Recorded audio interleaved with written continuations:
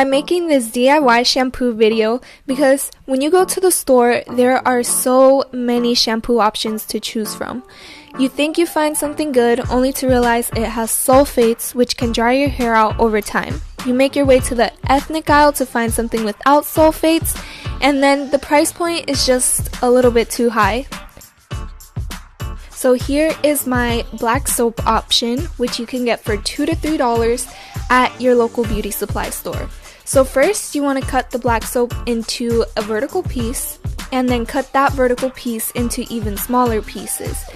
And bring some hot water and place those pieces in the hot water and stir until they're fully melted. And add some tea tree oil to preserve it, strain it, and then wash your hair.